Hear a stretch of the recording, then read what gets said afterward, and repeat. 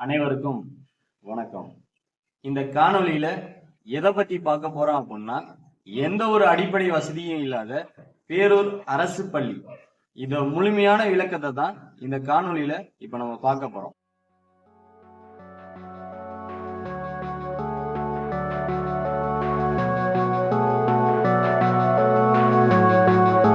ஒன்றிலிருந்து 5ஆம் வகுப்பு வரை ஆரம்ப கல்வியாகவும் 6லிருந்து 10ஆம் வகுப்பு வரை உயர்கல்வியாக இருக்கு. இந்த ஆரம்ப கல்வியில 65 மாணவர்கள் படிக்கிறாங்க, உயர்கல்வியில 67 மாணவர்கள் படிக்கிறாங்க. சராசரியாக 132 மாணவர்கள் இந்த அரசு பள்ளியில பயின்றுட்டு வராங்க. இந்த அரசு பள்ளியில எந்த ஒரு அடிப்படை வசதியுமே இல்ல, இதுதான் உண்மை. நீங்க காணொலியில பார்த்தா தெரியும், நான் அதை ஸ்கிரீன் பண்றேன். தண்ணீர் வசதி கிடையாது, அடிப்படையான கழிவறை வசதி கிடையாது, கட்டிட வசதி கிடையாது. எந்த ஒரு அடிப்படை வசதியுமே இல்லாம ஒரு அரசு பள்ளி இயங்குதுன்னா அது நம்ம பேரூர் அரசு பள்ளி தான். அடிப்படை வசதியான தண்ணீர் பிரச்சனையை தான் இந்த பார்க்க போறோம். இந்த 132 மாணவர்கள் படிக்கக்கூடிய இந்த பள்ளியில தண்ணீர் வசதியே இல்லை, இதுதான் உண்மை. நீங்க பாத்தீங்கன்னா தெரியும், அந்த டேங்க்ல இருந்து நம்ம ஸ்கூலுக்கு தண்ணி வருது, அந்த பைப்பு உடஞ்சி கிட்டத்தட்ட 1 மாதங்கள் இருக்கும். அந்த தண்ணி உடஞ்சி வெளியே போயிட்டு இருக்கிறத தவிர அதை சரி பண்ணணும் இதுவரைக்கும் யாரும் சரி பண்ணல, சரி பண்ணக்கூடிய எண்ணத்திலேயே யாரும் இல்லை. இதை போய் நம்ம ஸ்கூல் டீச்சர் எல்லாம் கேட்கிறோம், இதை ஏன் நான் சரி பண்ணாம இருக்கிறீங்க, பசங்க குடிக்கிறதுக்கு தண்ணி என்ன பண்றாங்க அப்படிங்கறதெல்லாம் போய் கேட்கிறோம். அவங்க சரியான அதுக்கான பதில் கொடுக்கல. இருந்து நம்ம ஸ்கூலுக்கு வர தண்ணி அந்த காம்பவுண்ட் வால் கிட்ட உடஞ்சி தண்ணி கீழே போகுது. மேடம், அது உங்களுக்கு தெரியுமா தெரியாதா? நான் ஒரு 15 நாள் லீவ் போட்டுட்டு இப்போ வரேன். நான் லீவ்ல இருந்தேன். ஏன்னா இப்போ நீங்க லீவ்ல இருக்கீங்க மேடம், அதை பராமரிக்கக்கூடிய வேலை யாருது? இன்சார்ஜ் யாராவது இருப்பாங்க, அது உங்களுக்கு தகவல் கொடுத்துருக்கணும், அவங்களும் கொடுக்கல. இல்ல சார், இதுதான் மேடம் தவறுங்கிறது. நானு ஒரு கண்டுக்காம நம்மளோட இல்ல கண்டுக்காம இல்ல, உடனே வந்துட்டாரு பெரியசாமி தான் எல்லாம் சரி பண்ணி வச்சிருக்காருப்பா. சரி பண்ணலையே மேடம்? இன்னும் பண்ணலைங்களா? ஆமா. உங்களுக்கு அந்த மாதிரி உடஞ்சிருக்கதே இப்பதான் தெரியும், அப்படியே சரி பண்ணிட்டாங்கன்னு எப்படி சொல்றீங்க? இல்ல சரி, நீங்க தான் 15 நாள் லீவு வந்தாரு. 15 நாள் லீவு எனக்கு தெரியலன்னு இப்பதான் சொல்றீங்க. 15 நாள் என்னோட ஹஸ்பண்ட் இறந்துட்டாருப்பா. ஓகே மேடம், அதெல்லாம் நான் இல்லைன்னு சொல்ல, நீங்க சொன்னதுனால நான் திருப்பி சொல்றேன். நான் லீவு எனக்கு தெரியலன்னு இதுக்கு முன்னாடி சொன்னனால இப்ப திடீர்னு நீங்க அடுத்த வாரத்தையே சரி பண்ணிட்டாங்க, பெரியசாமி சரி பண்ணிட்டாங்கன்னு சொல்றீங்களா, அதுக்கு சொல்றேன். சரிப்பா, டெய்லி அவர் வந்துட்டு முன்னாள் கூட ஓட்ட போட்டு பைப் லைன் கொடுத்துருக்காங்கன்னு சொல்றேன். உடனே அந்த வால்வ் அடைச்சிட்டு வேற கனெக்ட் பண்ணுவாருப்பா. அவரு நல்ல ஆள்பா அவரும். கவர்மெண்ட்ல நம்ம ஸ்கூல்ல எல்லாம் ஒர்க் பண்றவங்களாம் ரொம்ப நல்லவங்க தான், அது இல்லைன்னா என்னால மறுக்கவே முடியாது. ஏன்னா எல்லாரும் சரியா செஞ்சிருந்தாங்கன்னா இப்படி அந்த ஒரு நிலைமைக்கு வந்திருக்காதுல்ல. இது கஷ்டமா தான் இருக்கு. எனக்கு உங்களை விட எனக்கு அந்த டாய்லெட் வசதி இல்லைங்கிற ரொம்ப வருத்தம். தண்ணி வசதியும் டாய்லெட் வசதியும் ஸ்கூல் பெஸ்ட் ஸ்கூல்பா. பள்ளியில படிக்கக்கூடிய இந்த 132 மாணவர்களும் அருகாமையில் உள்ள அந்த காம்பவுண்டுக்கு உள்ளே உள்ள ஒரு அடிபைப்பு, அந்த ஆழ்துளை கிணறுல அடிபைப்புல தான் தண்ணி அடிச்சு குடிக்கிறாங்க. அப்படி அடிச்சு குடிக்கும் போது ஒரு மாணவருக்கு என்ன ஆயிருக்குன்னா, அந்த பம்பு தவாங்கட்டையில அடிச்சு ஒரு 3 பல்லு கொட்டிடுது. இந்த தகவல் டீச்சர்கள்ட்ட பிள்ளைங்க போய் சொல்லுது, இந்த மாதிரி ஒரு குழந்தைக்கு அடிபட்டு பல்லு விழுந்து ரத்தம் வருதுன்னு போய் குழந்தைகளை டீச்சர்கிட்ட சொல்றாங்க. டீச்சர் எதுவுமே கண்டுக்காம அதை ஒரு பொருட்படுத்தாம அவங்க வேலையை பார்த்துக்கிட்டு இருக்காங்க. அந்த குழந்தைகள் போய் பேரண்ட்ஸ் கிட்ட சொல்லி அந்த பேரண்ட்ஸ் இந்த குழந்தைய பார்த்து இந்த குழந்தைய ஹாஸ்பிட்டலுக்கு கூட்டி போயிட்டு அவங்க சிகிச்சை கொடுக்குறாங்க. அந்த அளவுக்கு ஒரு கவனக்குறைவியா இந்த ஆசிரியர்லாம் செயல்படுறாங்க. குடிக்கிறதுக்கு தண்ணிக்காக குழந்தைகள் அவ்வளவு கஷ்டப்படுறாங்க. குடிப்பதற்கு தண்ணி ஏன் வைக்கல, குடிப்பதற்கு தண்ணிக்கு நம்ம பேரூர் அம்பேத்கர் நற்பணி மன்றத்தின் சார்பாக ஒரு ஆர்ஓ வாட்டர் சிஸ்டம், குழந்தைகள் சுத்தமான தண்ணி குடிக்கணும், குழந்தைகளுக்கு தண்ணி ரெகுலரா கிடைக்கணுங்கிறதுக்காக ஸ்கூல்ல பல முறை கேட்டு பார்த்தோம்.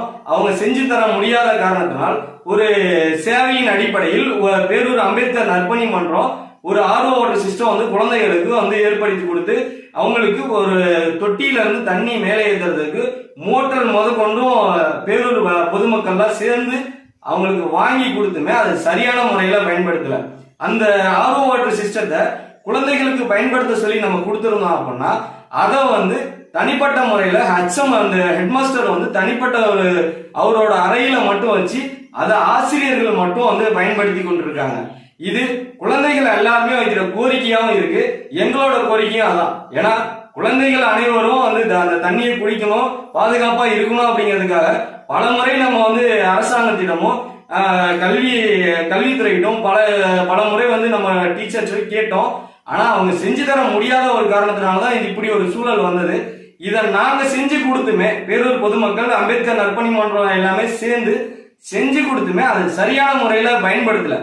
அந்த அளவுக்கு தான் இன்று அடிப்படை வசதியில ரொம்ப பின்தங்கி இருக்கு. இதுக்கெல்லாம் காரணம் இதெல்லாம் நிர்வாகம் செய்யக்கூடிய தலைமை ஆசிரியர் தான். இதெல்லாம் பொறுப்பேற்று இதெல்லாம் பார்க்கக்கூடிய ஆசிரியர்கள் தான். ஏன்னா ஒரு குழந்தைய நம்பி நாங்க ஒரு அரசு பள்ளிக்கு அனுப்புறோம் அப்படின்னா அதை முழுமையா பார்க்கறது, முழுமையா பொறுப்பேற்கிறது அந்த அரசு ஆசிரியர்களும் அரசு அதிகாரிகளும், இந்த தமிழ்நாடு அரசு தான் அதுக்கு பொறுப்பு. ஏன்னா ஒரு குழந்தைகளை உங்களை நம்பி நாங்க அனுப்புறோம், அவங்களுக்கு சரியான குடிநீர் வசதி, கழிப்பற வசதி இதெல்லாம் கொடுக்கிறது தான் அரசோட கடமை.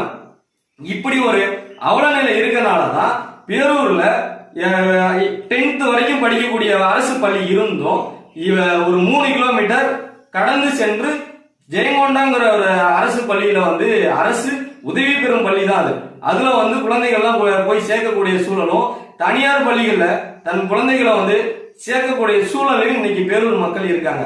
பேரூர்ல உள்ள அந்த அரசு பள்ளியில் சேர்க்கறதுக்கு பயந்துகிட்டு இந்த மாதிரி தண்ணீர் வசதி இல்ல, கழிப்பற வசதி இல்ல, குழந்தைகள் கண்ட நேரத்துல வெளியே அலையுது. ஏன்னா டீச்சர் அந்த அளவுக்கு இருக்காங்க. டீச்சர் வந்து சரியான முறையில பாக்குறதே கிடையாது குழந்தைகளை. ஒரு குழந்தை அடிபட்டு ரத்தம் வருது, அதுக்கு பல்லு கொட்டி இருக்கு, அதை கூட அவங்களால கவனிக்க முடியலன்னா அவங்க என்ன செய்யறாங்க? ஏன்னா இந்த டீச்சர் 10 மணிக்கு மேலதான் ஸ்கூலுக்குள்ளேயே என்ட்ரன்ஸ் ஆகுறாங்க. பிள்ளைங்க வந்து 65 மாணவர்களை வகுப்பறையே இல்லாம ஒரே இடத்துல போட்டு அடைச்சு வச்சிடறாங்க. அதுக்கு ஒரு தலைமை ஆசிரியர் ஒரு ஆசிரியர் மட்டும் தான் இருக்காங்க. அவங்க தலைமை ஆசிரியருக்கு சில நேரம் வரதே கிடையாது. அப்படி வந்தாலுமே 10-11 மணிக்கு தான் கிளாஸ் ரூம்குள்ளேயே போறாங்க. சாயந்தரம் 4-4:30 கிளம்பி போயிடுறாங்க. இங்க என்ன நடக்குது அப்படிங்கறத ஒரு நிர்வாக பொறுப்பே இல்லாம இந்த தலைமை ஆசிரியர் வேலை செஞ்சுட்டு இருக்காங்க. இந்த மாதிரி ஒரு கவனக்குறைவினாலதான் இந்த அரசு பள்ளியை புறக்கணிச்சு பக்கத்தில் ஊரில் உள்ள அரசு பள்ளியில போய் படிக்கக்கூடிய சூழல் இருக்கு. இப்ப படிக்கக்கூடிய இந்த 65 மாணவர்களும் அந்த பெற்றோர்கள் வந்து வசதி இல்லாத ஒரு காரணத்தினால ஒரு தனியார் பள்ளியில குழந்தைகளை போய் சேர்க்க முடியாத காரணத்தினாலதான் இந்த அரசு பள்ளிக்கு அனுப்பிட்டு இருக்காங்க. இப்ப பேரூர் பள்ளியில இருந்து அவங்க அங்க ஒரு தடவை போயிட்டு வர்றதுக்கு முடியாத காரணத்தினாலதான் அவங்க பேரூர் பள்ளியில சேர்த்துட்டு அவங்க வந்து ஒரு கூலி வேலைக்கு போயிட்டு இருக்காங்க. இப்ப ரொம்ப தூரம் அவங்க போயிட்டு நடந்து வர்றத பிள்ளைங்களுக்கு காத்துக்க முடியல. படிக்காட்டியும் பரவாயில்ல, பிள்ளைங்க பத்திரமா ஸ்கூல்ல இருந்தா போதும் அப்படின்னு சொல்லி அனுப்புறாங்க. ஆனா அப்படி அனுப்பக்கூடிய இடத்துலயுமே எந்த ஒரு பாதுகாப்பும் இல்லாம கவனக்குறைவா ஆசிரியர் இருக்கனால குழந்தைகள் வெளியே வந்து விளையாடுது, கண்ட நேரத்துல வெளியே போயிருது, அடிவைப்புல அடிச்சு தாவாங்கட்டுல ரத்தம் வருது. இது போன்ற பல குறைகள் வந்து நம்ம ஸ்கூல்ல இருக்கு. இந்த பள்ளியில கழிவறை வசதியே இல்ல. இப்ப 132 மாணவர்கள் படிக்கக்கூடிய இந்த அரசு பள்ளியில கழிவறை வசதி பராமரிப்பே இல்லாம இருக்கு. கட்டிடங்கள் இருக்கு, அது கதவுகள் சரியா பராமரிக்காம, அதை உள்ள இடங்களை வந்து சரியா பராமரிக்காம, அதை சுத்தம் செய்யாம, அது மிகவும் மோசமான நிலையில அதை யூஸ் பண்ண முடியாத சூழல்ல வச்சிருக்காங்க. இது சரியா பராமரிக்க வேண்டியது நிர்வாகம் தான், இந்த தலைமை ஆசிரியர் தான். இதை சரியா பராமரிச்சாதான் குழந்தைகள் வந்து அதை பயன்படுத்த முடியும். இப்ப இந்த 132 குழந்தைகளும் எப்படி பயன்படுத்தும் அப்படின்னு யோசிச்சு பாருங்க. இந்த ஆனா சரியா வந்து ஆசிரியர்கள் மட்டும் அந்த பராமரிப்பு சுத்தமா வந்து கழிவறை வசதியை வந்து பாதுகாத்துக்கிறாங்க. ஆனா குழந்தைகளுக்கு அதே மாதிரி பாதுகாக்கணுங்கிறது அரசு நீங்க தான் ஏற்படுத்தி கொடுக்கணும். அது ஆசிரியர் அந்த தலைமை ஆசிரியர் நிர்வாகம் தான் அதை சரியா பார்க்கணும். அதுக்கு ஒரு சரியான ஆட்கள் போட்டு அதை சரியா பராமரிக்கிற வேலை தலைமை ஆசிரியர் தான் செய்யணும். அது மட்டும் இல்ல, கட்டிட வசதியே இல்லாம ஒரு அரசு பள்ளி இயங்குது.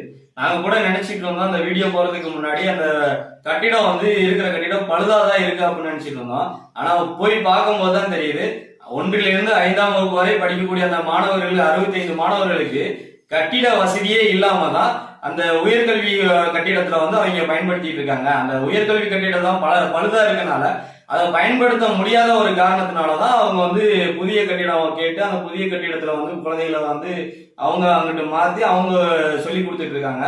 அங்க இங்க இருந்த குழந்தைங்களாம் அங்க மாத்துவோம், இந்த கட்டிடம் பழசா இருக்கு, இதை யூஸ் பண்ணக்கூடாது அப்படின்னு சொல்லி ஒதுக்கி வச்ச கட்டிடத்துலதான் இன்று வரை இந்த 5ஆம் வகுப்பு படிக்கக்கூடிய இந்த மாணவர்கள் 65 பேரும் உள்ள படிச்சுட்டு இருக்காங்க. அந்த மேல பார்த்தோன்னா அந்த சீலிங்ல உள்ள கலவை எல்லாம் கீழே விழுகும். அந்த விழுகிற பகுதியை மட்டும் ஒதுக்கிட்டு மீதி பகுதியில வந்து குழந்தைகளை வச்சு பாடம் நடத்திட்டு இருக்காங்க. இது எந்த ஒரு மோசமான நிலையில இருக்குன்னு நீங்களே பாருங்க. ஏன்னா இந்த கல்விக்கு முக்கியத்துவம் கொடுக்கக்கூடிய இந்த தமிழ்நாடு அரசு இன்று இவ்வளவு மோசமான ஒரு கட்டிடத்துல வந்து குழந்தைகளை வச்சு வகுப்புகள் எடுக்கிறாங்க அப்படின்னா எவ்வளவு ஒரு மோசமான நிலையில நம்ம இருந்துகிட்டு இருக்கோம் அப்படின்னு கொஞ்சம் யோசிச்சு பாருங்க. இந்த 65 மாணவர்களுக்கும் தனித்தனி அறைகள் கிடையாது. ஒரே அறையில இந்த 65 மாணவர்களும் அந்த வராண்டா பகுதியான அந்த முகப்பு பகுதியிலேயே வந்து உட்கார வச்சு சொல்லி கொடுக்குறாங்க. அவங்களுக்கு ஒரு இந்த கரும்பலகை அந்த போர்டு வசதி கூட கிடையாது. அந்த உட்கார்றதுக்கான நாற்காலி வசதி எந்த ஒரு வசதியுமே இல்லாம தான் அவங்க ஒரே இடத்துல உட்கார முடியல. அந்த 65 மாணவர்களை உட்கார வைக்க முடியாத சூழல்ல தான் மரத்தடியில வெளியே கொண்டு வந்து மாணவர்களை வந்து வெளியே உட்கார வச்சு மரத்தடியில தான் வந்து இன்ன வரைக்குமே அந்த ஸ்கூல் வந்து நடைபெற்று இருக்கு. அதை தாண்டி அங்க வரக்கூடிய ஆசிரியர்கள் அவங்களுடைய இருசக்கர வாகனத்தை கூட குழந்தைகளை உட்காரதுக்கு அருகாமையில தான் வந்து நிறுத்துறாங்க.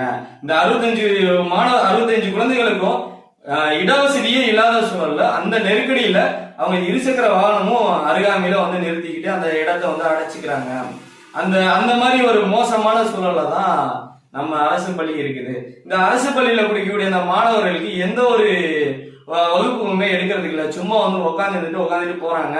அந்த குழந்தைகளுக்கு வந்து ஒரு எழுத்தறிவு கூட இந்த எழுத கூட முடியல அப்படின்னு சொல்லி பெற்றோர்கள்லாம் வந்து கேட்கும் போது அவங்களுக்கு வந்து நோட்டு வாங்கி கொடுங்க அப்படின்னு சொல்லி பேரண்ட்ஸ்டே வந்து கேட்குறாங்க.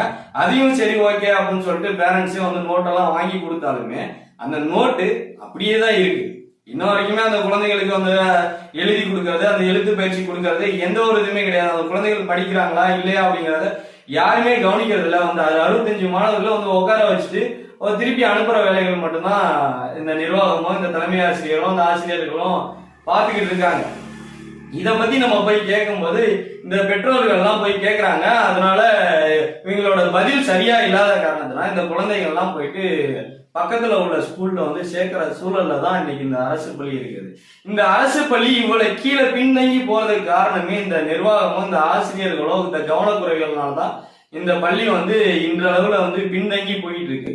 இந்த கட்டிடங்கள் வந்து பழுதா இருப்பதனால இதை பயன்படுத்த முடியாது அப்படின்னு நாங்க சொல்லல. வெல்ஃபேர் ஆபீஸ்ல இருந்து வந்து பார்த்துட்டு அந்த கட்டடம் பழுதா இருக்கு, அதை பயன்படுத்த முடியாது, அதை உடைச்சிட்டு திருப்பி சரி செஞ்சு நம்மளால மேல உள்ள கட்டடத்தை உடைச்சு கீழே பில்டிங்லாம் நம்மளால எதுவும் பண்ண முடியாது, மொத்தமா டெமாலிஷன் பண்ணிட்டு தான் நம்ம புதுசா தான் கட்டணும், அதுலதான் நம்ம பயன்படுத்த முடியும்னு சொல்லி நாங்க சொல்லல.